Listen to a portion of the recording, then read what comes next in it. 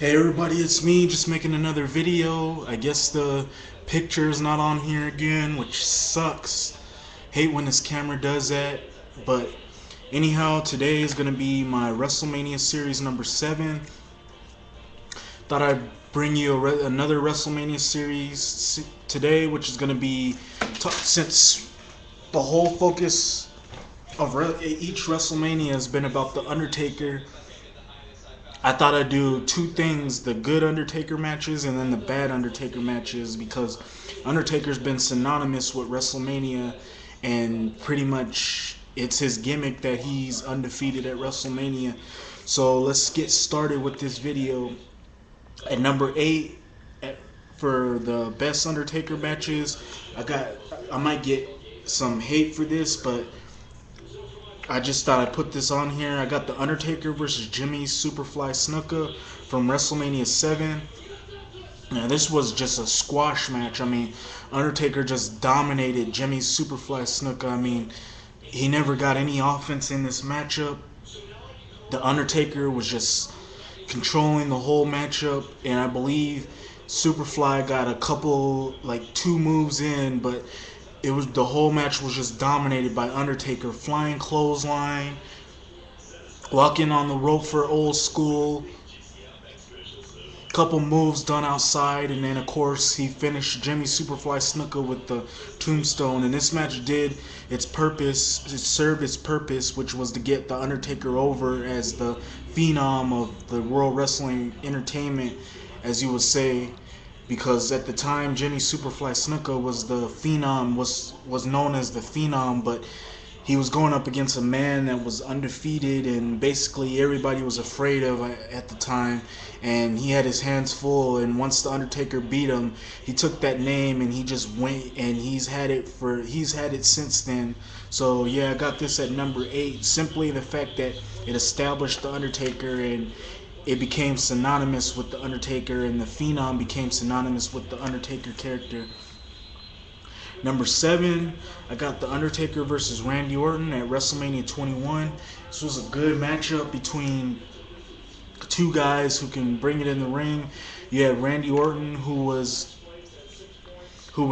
having a good year in 2005. I mean, who was just coming off of that year of him chasing Triple H, and after losing the belt to him and then having to job to Triple H, and then after that Orton decided he wanted, but he did have a good couple of matches after that, but then he decided it was time for him to move on to a legend, and that was the Undertaker.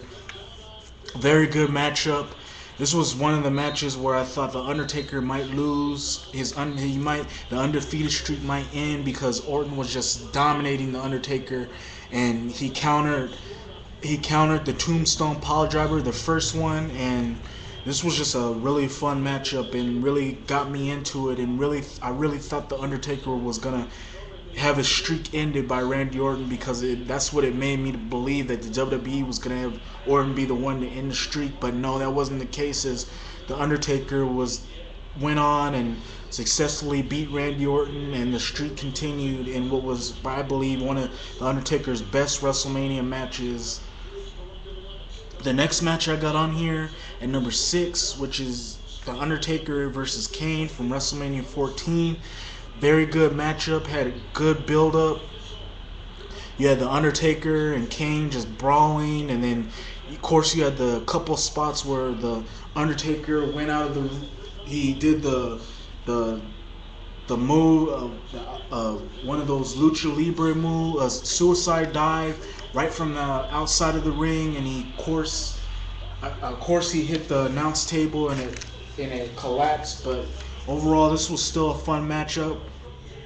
And in the end, it took 3 tombstones to finally beat Kane, because Undertaker really was having a hard time beating Kane, because Kane was kind of strong in this matchup.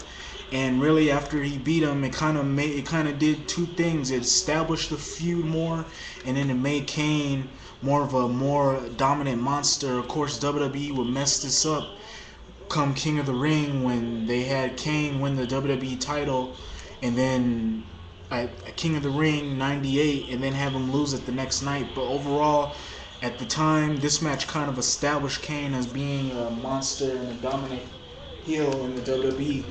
The next matchup I got on here is The Undertaker versus Mark Henry. Now, most people are probably going to say, why would you have this on here? For what it was, this was a pretty decent matchup between The Undertaker and Mark Henry in a casket match. These two worked hard. Mark Henry brought his A game in this matchup. He actually showed up in this matchup. And overall, this was just a fun match that I got into. I mean, it's not a 4 or 5 star matchup. It's a 2-3 star match at best, but for the matchup that it was good for what it was.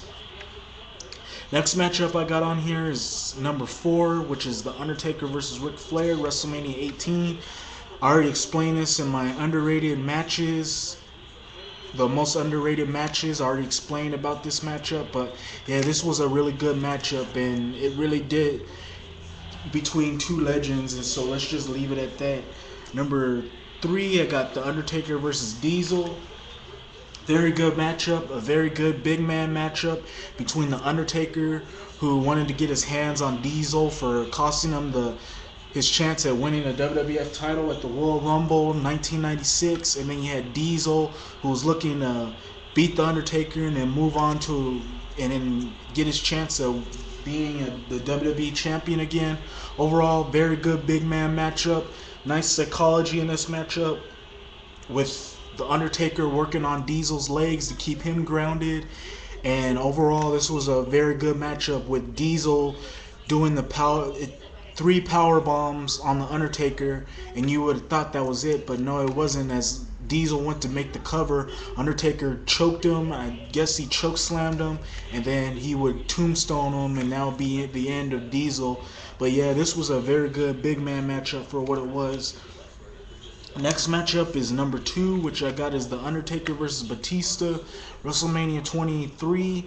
Very good matchup between the two. These two worked hard. Batista showed up in this matchup. You had a lot of good spots in this matchup. You had the spot where Undertaker did a suicide dive from the outside of the ring. And this was just a really fun matchup where you actually thought Batista might. You knew The Undertaker was going to win, but there was a slim chance that you thought Batista was going to get the victory over The Undertaker, the way Batista was dominating this matchup.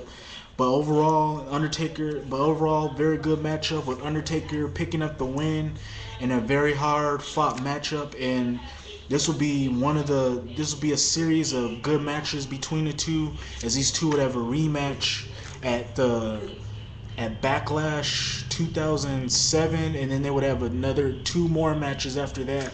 But yeah, a very good matchup between the two. Finally, the next match I got on here is Undertaker versus Edge. What can I say about this matchup that most people haven't already said? Very good matchup between two good wrestlers. I mean, you had a lot of good moves. You had a lot of counters. You had Edge do the Edge-o-matic in this matchup, which I haven't seen him do that move since I don't even know when the last time he did that move. You also had Edge hit the spear on Undertaker, and you thought that'd be it, but it wasn't. And then just a really good, fun, technical brawl kind of a matchup that was just fun from beginning to end. And the pace in this matchup just never slowed down. It just kept picking up, and it just never slowed down. The tempo just kept picking up in this matchup, and that's what I like about this matchup. And it was a very good matchup.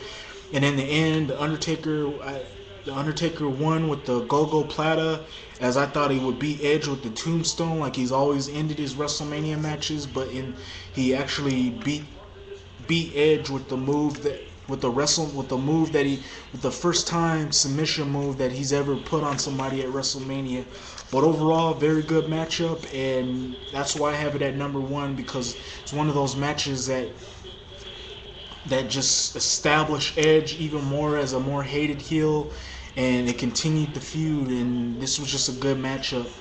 Anyhow, that's giving you my WrestleMania series number 7. Hope you like my video. You can rate, you can comment. give me a video response, and I hope to see you tomorrow with my WrestleMania Series number 8, most overrated.